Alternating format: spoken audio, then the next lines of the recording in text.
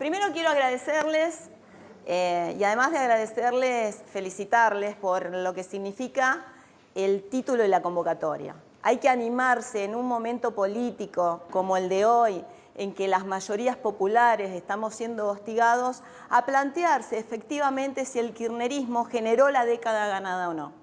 Entonces, esos signos de interrogación, yo estoy dispuesta también a ponerlos en tensión para que no signifique la interrogación, no constituya una confirmación, sino todo lo contrario, y eso es mi mirada que quiero compartir también con ustedes. Pero agradecerles mucho porque no son habituales estos espacios. Insisto en el contexto en el que estamos, en que las y los militantes son hostigados, son perseguidos, en donde hay toda una mirada que estemos hoy en esta reunión invocando a una compañeraza como fue Lili, una sobreviviente de la peor dictadura y de lo que significó el terrorismo de Estado, que es uno de los ejes también en que el kirchnerismo pudo desarticular toda una mirada de lo que ha significado la política de represión del Estado hacia los ciudadanos y ciudadanas. Me parece que es algo que ennoblece además la capacidad y la interacción que tienen entre ustedes. Y además de estar con Carlitos, porque con Carlitos y Normita somos, a pesar de las edades.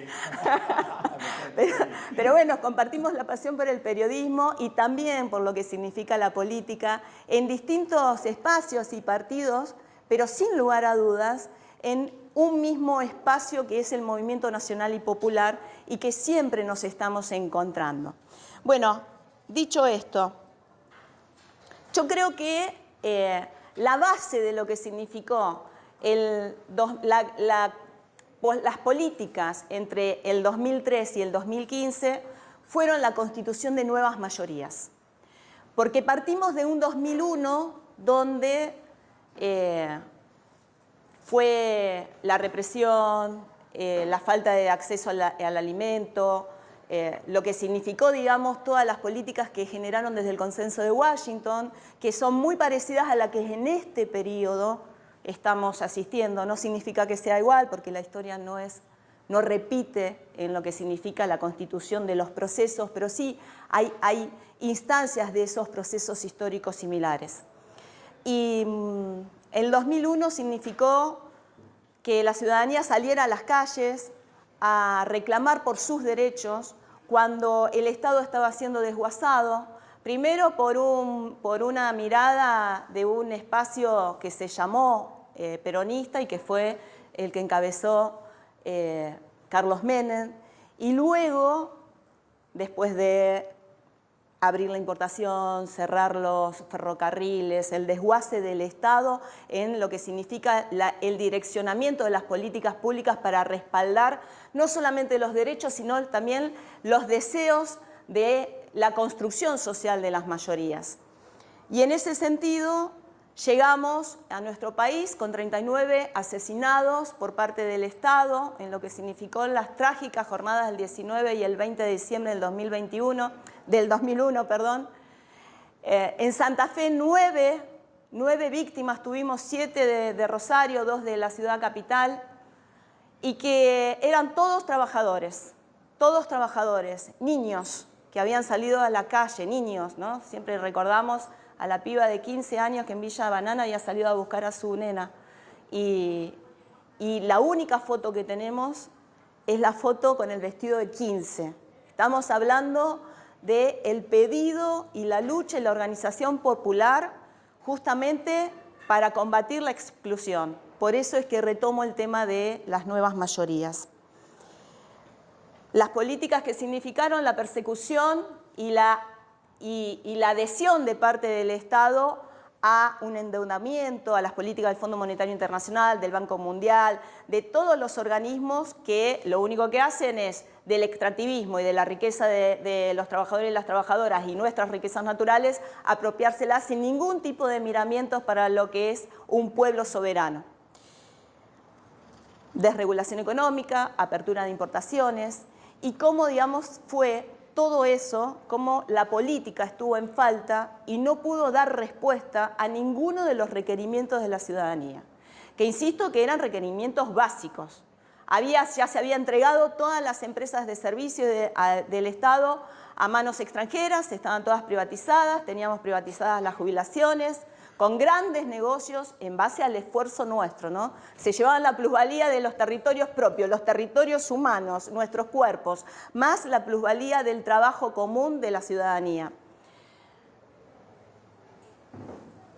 Cuando después del 2001 tuvimos un periodo entre el 2002, donde tuvimos 7 presidentes, una debilidad institucional absoluta, una desconfianza del pueblo absoluto, porque todo lo que significaba la voluntad popular y la conciencia de que la construcción a través del voto es justamente la construcción de comunidad y del más pueblo. Los compañeros acá, cuando me recibieron, utilizaron el término comunidad y también lo quiero rescatar.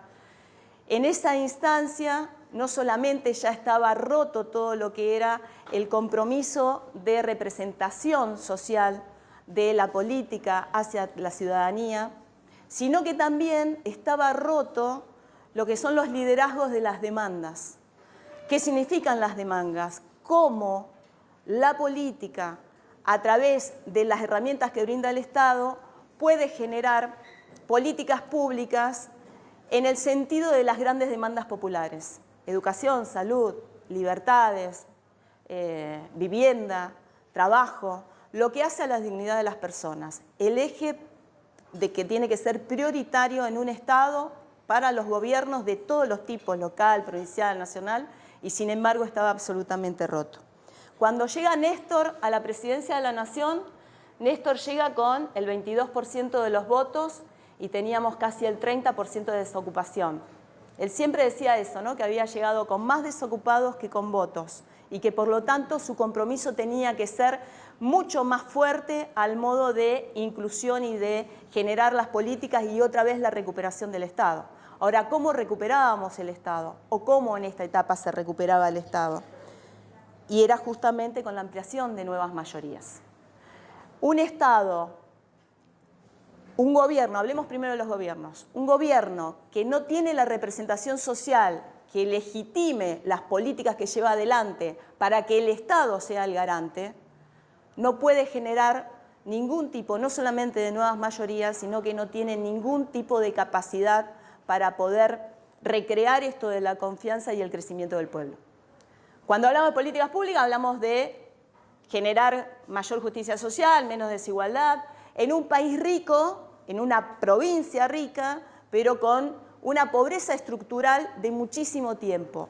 Y que evidentemente, a pesar de haber construido grandes políticas públicas, aún falta porque tenemos niveles de pobreza absolutos. Este momento específico requerirá de otro análisis porque estamos ante un gobierno que se instaló para saquear, se instaló para el extractivismo de nuestras riquezas, se instaló para otro modelo que está basado en neoliberalismo, pero es otra situación histórica y que no es lo mismo que vivíamos en el 2001.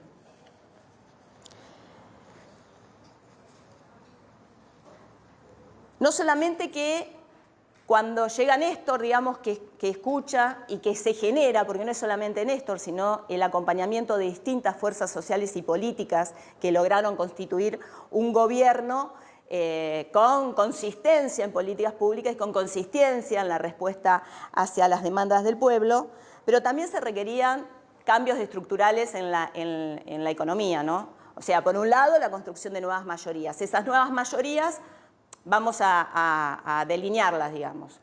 Del 2001 al 2003, ¿qué se incorporaron? Se incorporaron los sectores piqueteros, que no existían antes, digamos, y que fueron, digamos, realmente un emblema de la lucha por la inclusión.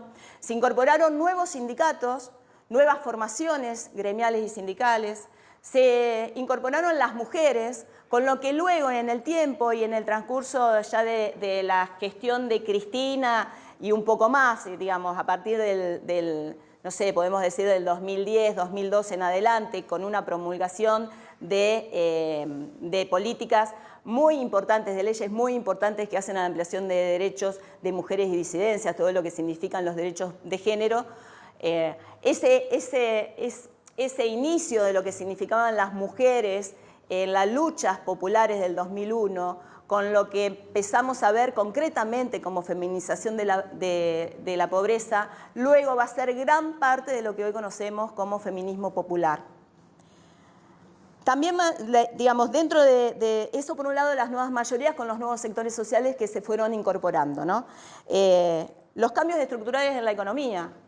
Hubo que tomar decisiones muy fuertes como para desendeudarse con el Fondo Monetario Internacional, cumplir con la deuda con el Club de París, pero además recuperar las fuentes de ingresos fundamentales que habían sido expropiadas, que habían sido enajenadas a través de privatizaciones viles. O sea que recuperamos YPF, recuperamos todo lo que significa las jubilaciones, el sistema previsional argentino, aerolíneas, bueno, un sinnúmero de ASA, ¿no? También AISA, perdón, ASA está acá.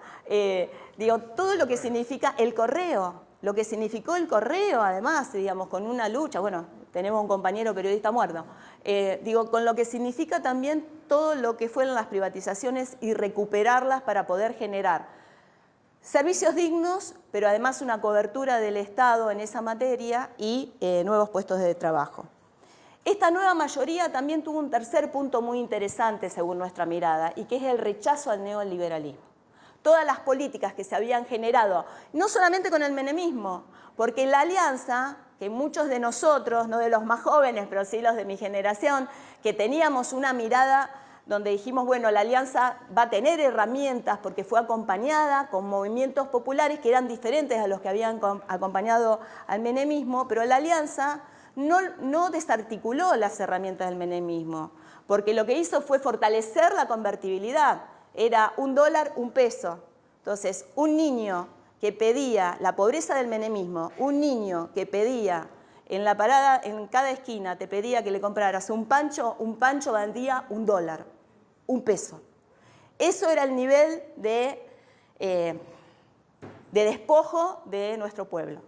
Ese era el nivel de despojo de nuestro pueblo. La convertibilidad fue una bomba de humo, una olla a presión, que después terminó como ya conocemos las consecuencias que hasta hoy la tenemos.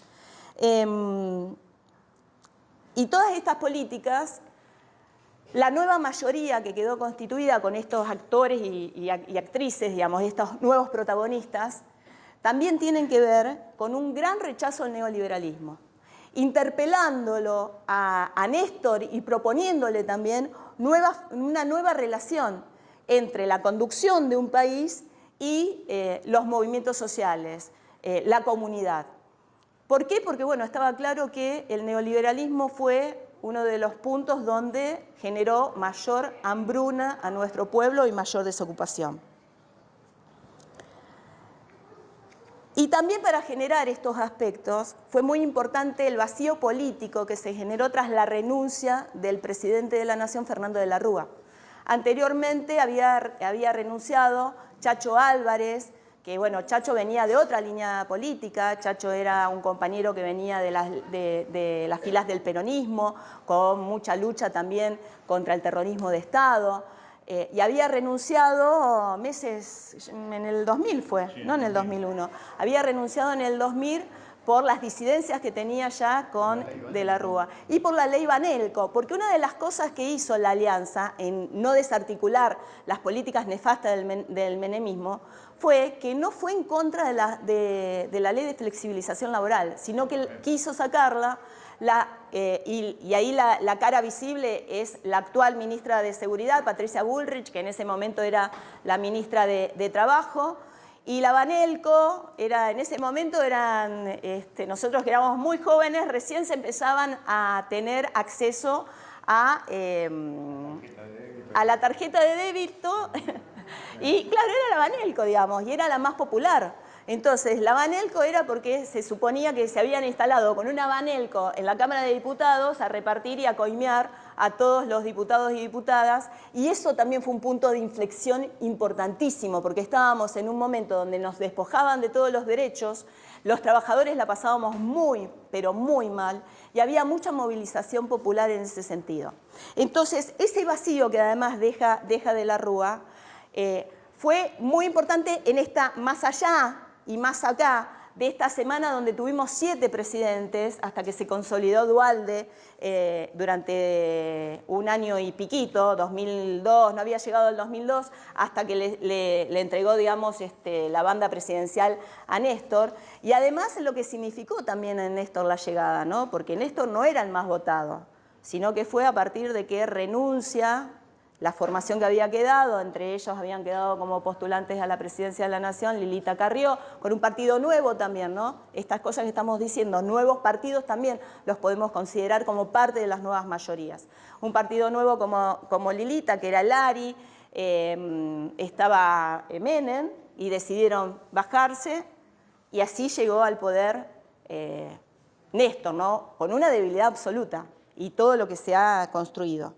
Y por último, la reconfiguración del escenario político, porque también se fortalecieron nuevas fuerzas políticas, estos actores sociales que veíamos anteriormente. Por ejemplo, surge Proyecto Sur, que era encabezado por Solanas, por Pino Solanas. Llega ahí también el Frente para la Victoria, que era la fuerza política, que era con un gran debate en el peronismo, ¿no? Porque, por ejemplo, era en un momento que el Frente para la Victoria no cantaba la marchita. Entonces me decía, ¿cómo puede ser que los peronistas no canten la marchita? Bueno, Néstor y Cristina habían entendido la dimensión de lo que significaban nuevas mayorías para construir un Estado que era un Estado benefactor, un Estado que fuera liderando las demandas de la ciudadanía y cumpliéndolas al mismo tiempo. 6 de octubre del 2000 Abanelco. A ver.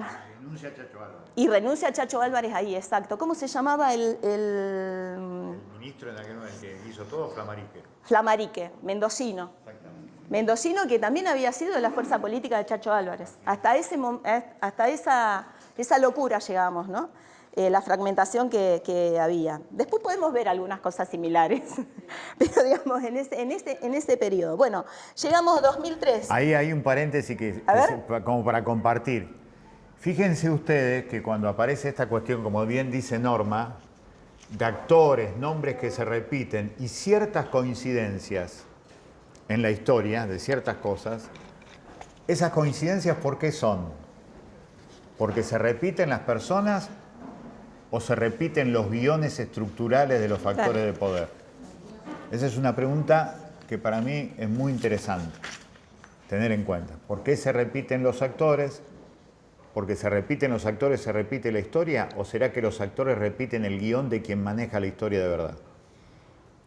Eso me parece que es interesante. Por esto que dice Norma, de ciertas coincidencias que son muy, pero muy, muy interesantes marcar, ¿no? Eso me parece como para pensar, para que lo pensemos entre todos. Y que tiene que ver, pero está bueno porque tiene que ver también con las conclusiones, digamos, claro. Porque a modo, digamos, de... Las conclusiones nunca son cerradas, claro. ¿No? Sino, digamos, nos vamos cada uno a su casa y esto de la nueva mayoría y de que estamos en un nuevo tiempo y la necesidad de empatizar y todo esto no existe y es un verso. Realmente lo que nosotros necesitamos es poder configurar, digamos, otro tipo de participación. ¿Me están haciendo así? Sí. ¿Podría decirse que existe un bipartidismo en Argentina? Ahora... Desde el 1800. Yo, digamos, con la constitución de las nuevas mayorías... Es como para hacer un resumen, ¿por qué no resumir? Yo creo que hasta la década del 80, al principio de los 90, digamos, hasta los 90 sí podemos decir que hubo en nuestro país un bipartidismo, ¿no? Donde había un radicalismo fuerte y un peronismo fuerte. Pero luego se empezó a ver, a partir de todas estas cuestiones, que era la desintegración del Estado, la desintegración de la política, los niveles de corrupción, que no hay que obviarlos, no hay que obviar los niveles de corrupción, más cuando se tratan de gobiernos populares. Entonces, todas estas cosas hicieron que la gente empezara a descreer y la búsqueda de nuevas satisfacciones, de nuevas demandas, de nuevos deseos, que va, digamos, en el camino de lo que decíamos los nuevos protagonistas, ¿no? Entonces, ahí empieza a haber otro tipo de... En ese momento se leía como fragmentación política y ahora no, digamos, yo no lo veo, lo puedo ver como fragmentación política si hablamos en un escenario electoral, pero realmente la constitución de nuevos espacios que ya no existe como bipartidismo, también habla de la necesidad de la gente de buscar otras herramientas de participación. Lo que existe ahora son frentes. Yo, en este momento, frentes o alianzas. Creo que la alianza, el peronismo siempre fue frentista, desde la época del Frejuli en 1973, pero o antes también, perdón, pero el modo en que se hacen ahora alianzas es distinto. Es quizás por coincidencias básicas y mínimas y no con un arco programático muy desarrollado. Esa es mi mirada. Y ahora sí creo que la política es, sobre todo, como se organiza hacia la sociedad, es en frentes. Sí. Algo para recalcar lo que dijo Carlos. Cuando habló de que, por ejemplo, las coincidencias que se van repitiendo en la historia, entonces que es un guión que nosotros vamos siguiendo y vamos de un lado para el otro. Me surge directamente la pregunta de qué rol tiene la política o incluso la sociedad para no caer en ese guión. Pues si hay un guión que nosotros seguimos como sociedad, cierro la puerta, me voy y sigo con mi vida. Y trato de que me afecte lo menos posible. Por eso, desde la política, ¿en qué momento, sea el peronismo, sea cualquier otro partido que pueda llegar a representar una amplia mayoría social,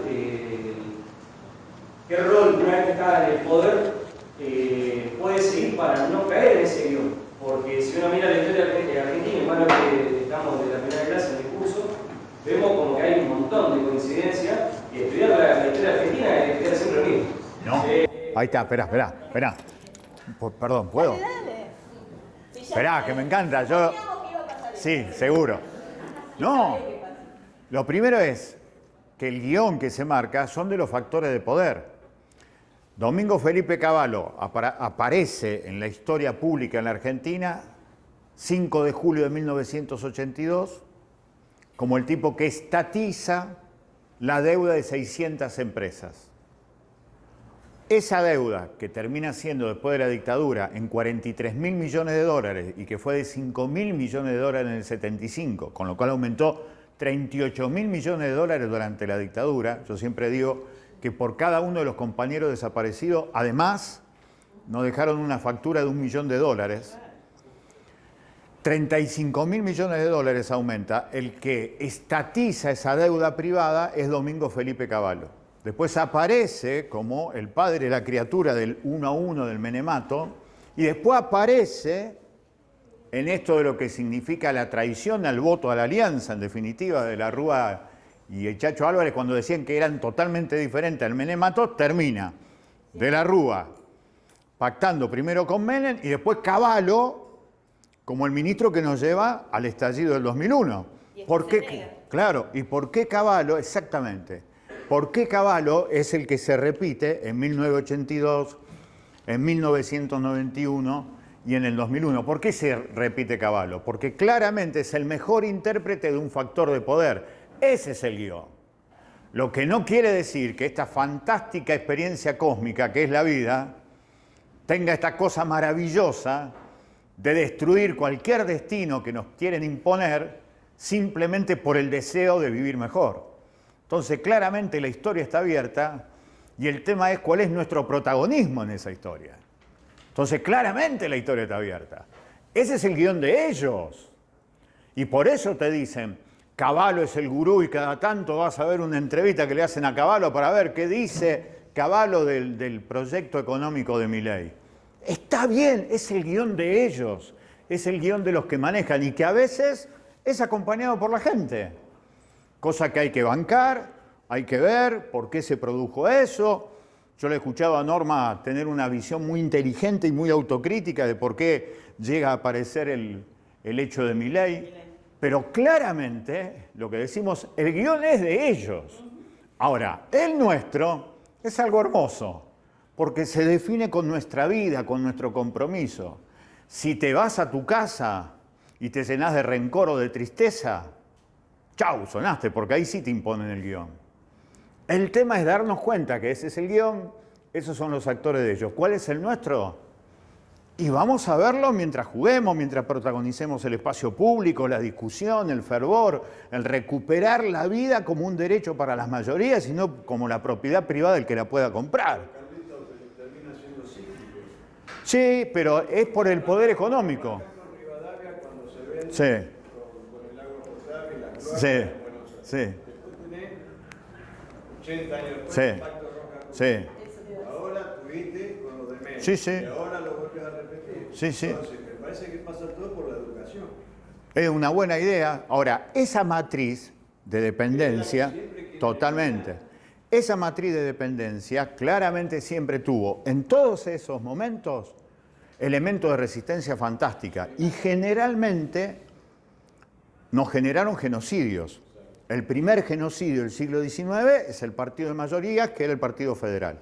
A lo cual hay que sumarle 2 genocidios más en el siglo XIX, que fue el genocidio de nuestras naciones negras, de nuestros pueblos negros y de nuestros pueblos originarios. 3 genocidios tuvieron que hacerse en el siglo XIX para generar lo que se generó.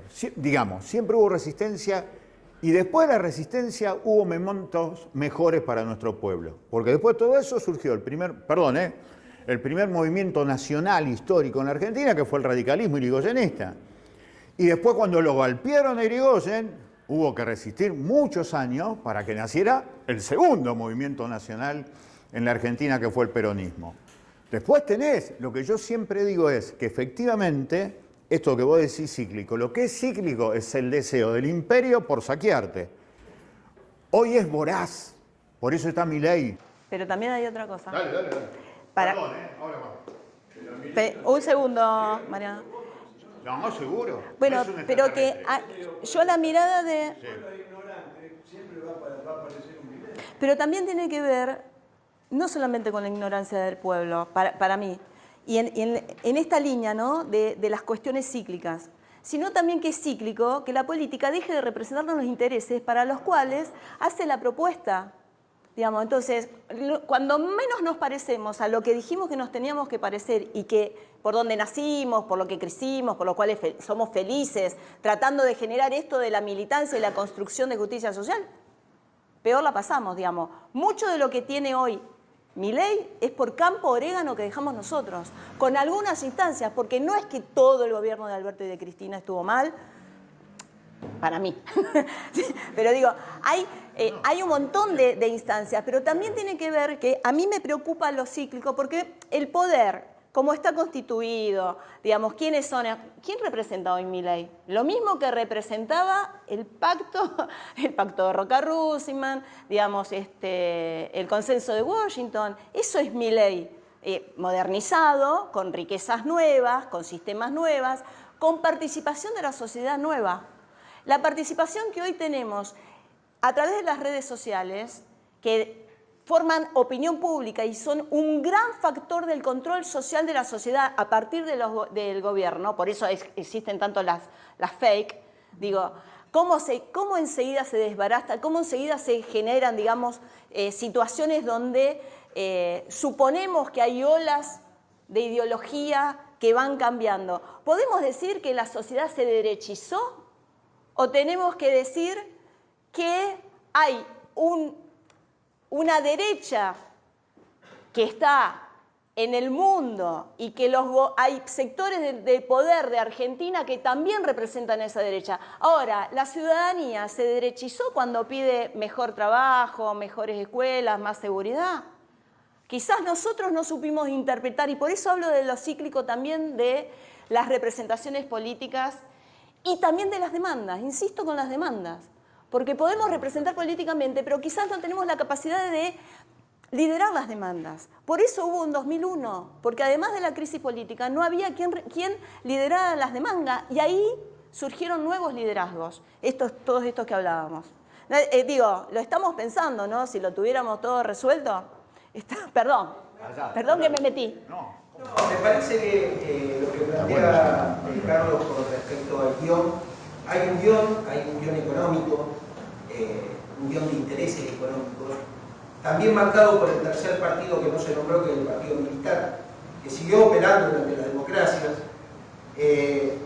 Y además yo creo que se da un fenómeno, o sea, lo que nombra Norma recién con respecto a esta nueva era digital, que a veces pensamos, inclusive lo pensamos de una cuestión cultural muy de la modernidad, muy de ver la cultura como en la modernidad, y hoy las nuevas tecnologías modelizan, modifican las subjetividades de una manera abismal, y nos damos cuenta con nuestros hijos, con nuestros nietos, cómo se va transformando y cómo muchas veces nos cuesta hacer pie en esa forma de relacionarnos hoy, y en esa forma de relacionarse que tienen los pibes es totalmente diferente.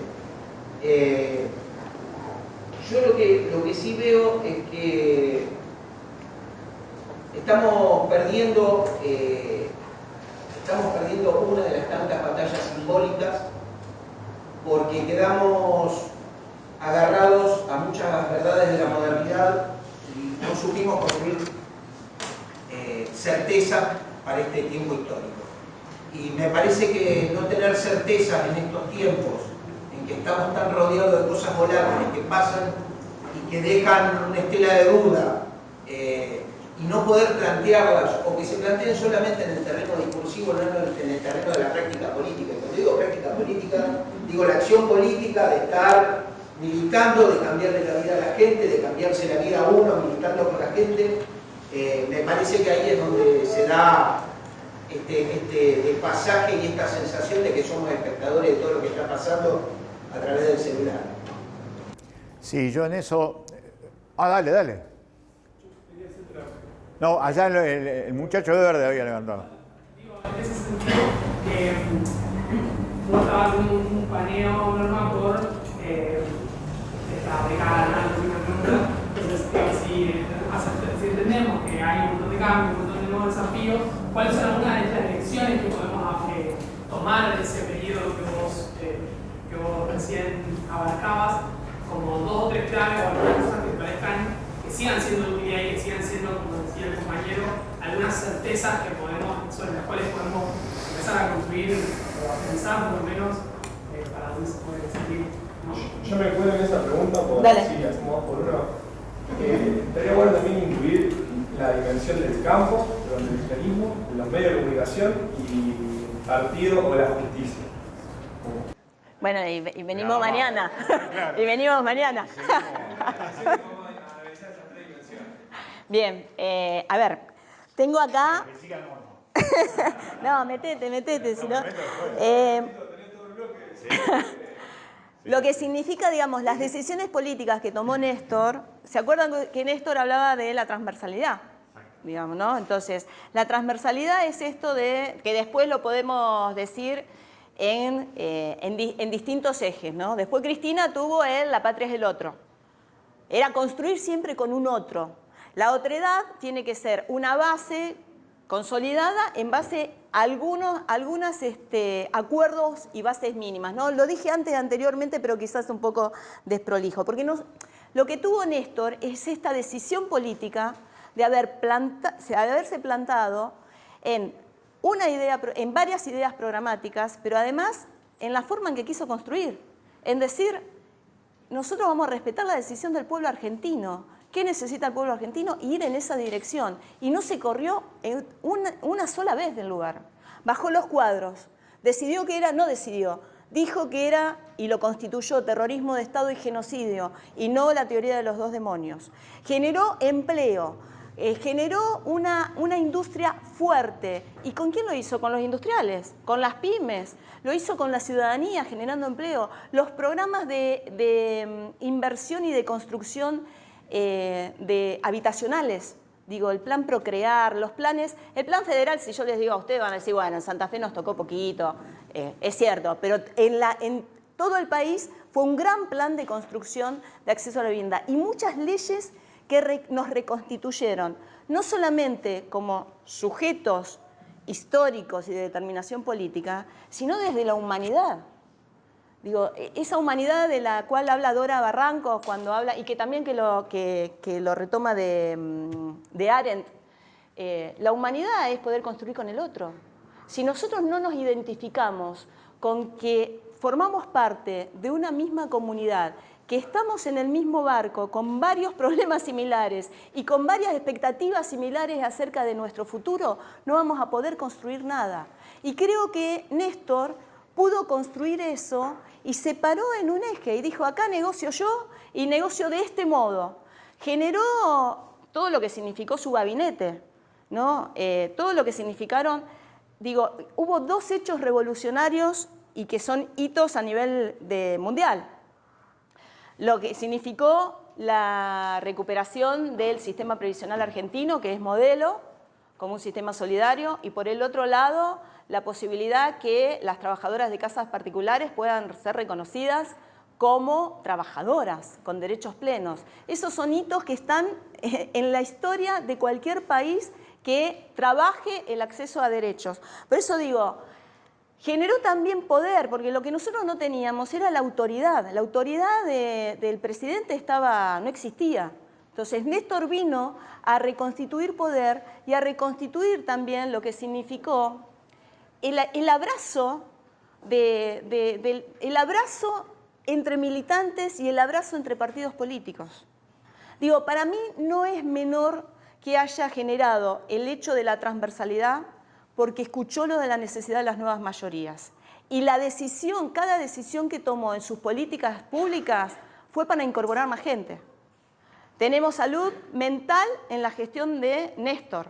Digo, la ley de salud mental también es algo que es una población determinada, los usuarios y usuarias de salud mental. Digo, y lo digo porque tiene que ver también con lo que significa la salud, como uno de los derechos transversales en cada vez que caminamos por la vida, ¿no?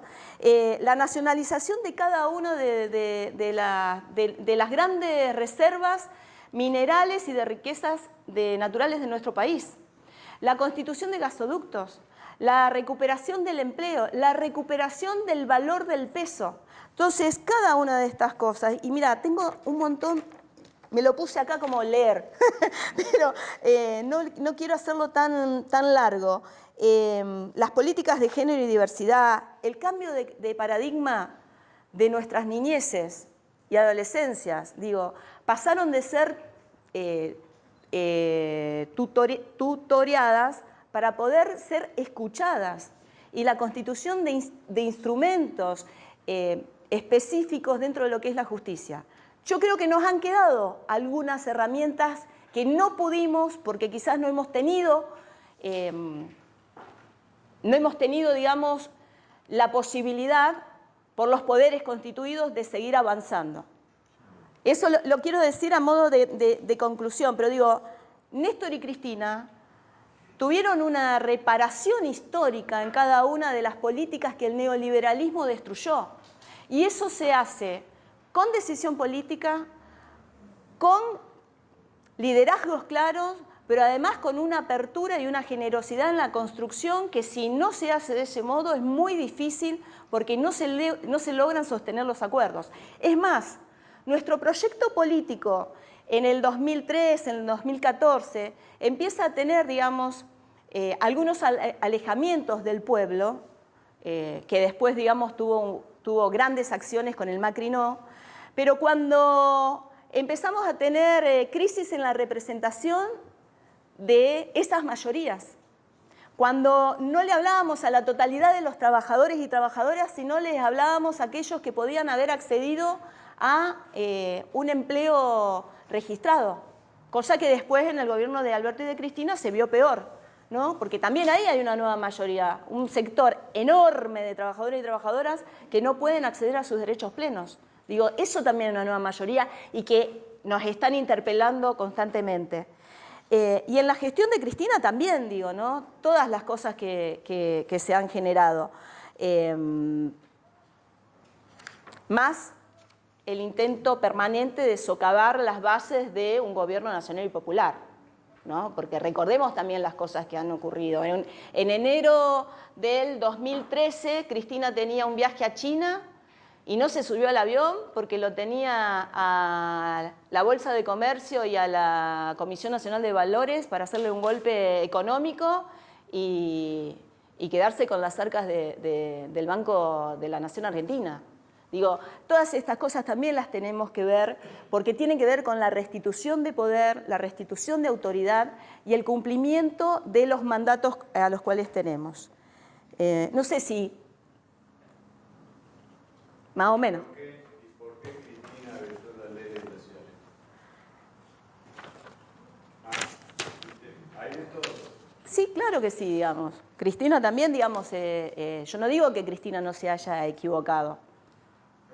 Porque, digamos, también tenemos que verla. Yo la reivindico a Cristina. Lo que voy es a que también tenemos que pronunciar los errores que tuvimos. Sí. No solo las cosas buenas, ¿no? Absolutamente. Pero si nosotros renunciamos a todo lo bueno que hemos construido, no vamos a tener memoria ni fortaleza para poder avanzar. Yo no renuncio, quiero balancear. Me parece bien. Yo lo que sí digo que en este momento... En todo caso, dejalo que esa parte la hago yo. Pero sí lo que quiero decirles, por ejemplo, ¿qué faltó para mí? Para mí en esta etapa, ¿qué faltó? Haber escuchado y construido una nueva mayoría, digamos, y que tiene que ver con lo que decía de lo que nos ocurrió a partir del 2013, ¿no? Los liderazgos, cómo se condujo, digamos, al movimiento nacional y popular, cómo se condujo específicamente al peronismo, que tenía que ser la fuerza que sostuviera muchas de las decisiones políticas que se tomaran en el gobierno, como la base de un gran frente, que era el que tenía que llevar adelante las políticas públicas, digo, ¿no? Porque, digamos, se hacen las políticas públicas y después ¿quién las lleva adelante? No se logró desarticular el sistema financiero, como está constituido hasta ahora. Sufrimos Vicentín, ¿no? Vicentín... En Santa Fe... Febrero del 77 y la democracia entera, ¿eh? La democracia entera no ha tumbado la ley de... No le iban a sacar. No, claro que no. Claro.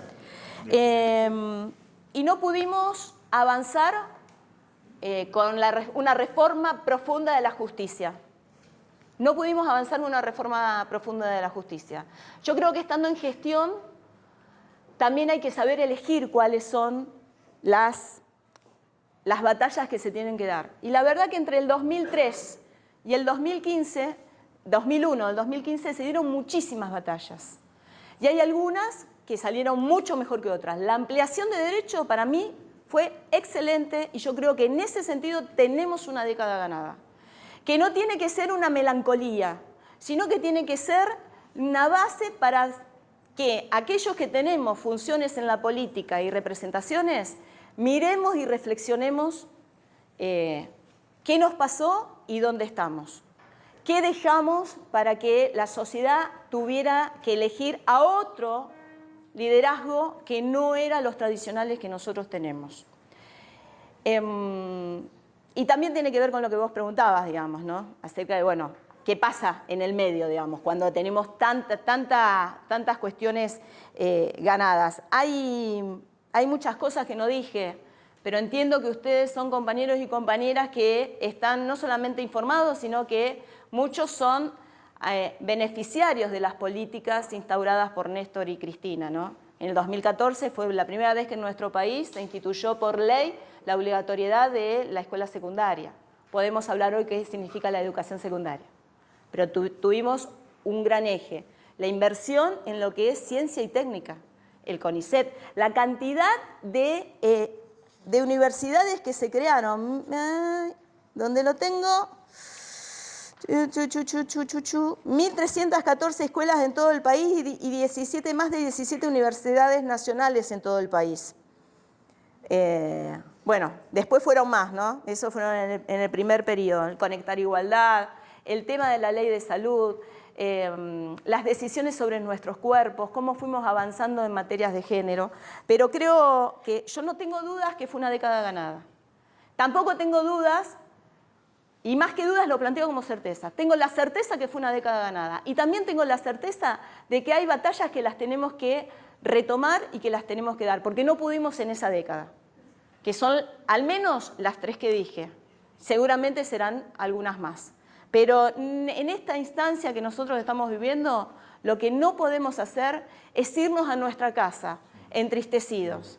Tenemos que hacer un esfuerzo para poder recrear un espacio de participación, de militancia, con una nueva mirada, con un nuevo espacio, con lo que fuere, con lo poco que podemos hacer, 1 hora, media hora, pero sí dar la claridad de que sin la política no se puede mejorar nada. Y sí exigirnos a aquellos que tenemos responsabilidad política estar a la altura de la situación. Porque hay muchos compañeros y compañeras, y no solamente de nuestro espacio político, que como hay una oleada contra los espacios nacionales y populares, les cuesta salir y levantar cabeza.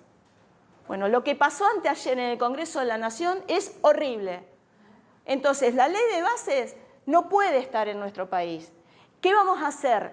Tenemos que juntarnos entre todos los espacios nacionales y populares recordando las mejores políticas de todos los sectores para poder combatir esta ley de bases que sin lugar a dudas, porque no tenemos los votos como para generar una ley mejor y que desgraciadamente el gobierno de la Municipalidad de Rosario, el gobierno de la provincia de Santa Fe están siendo funcionales porque la bancan. Y nosotros sabemos que va en detrimento de todo lo que nosotros necesitamos como trabajadores y trabajadoras. Muchas gracias. Muy bien, no. Muy bien. Muy bien, me encantó. Muy bien.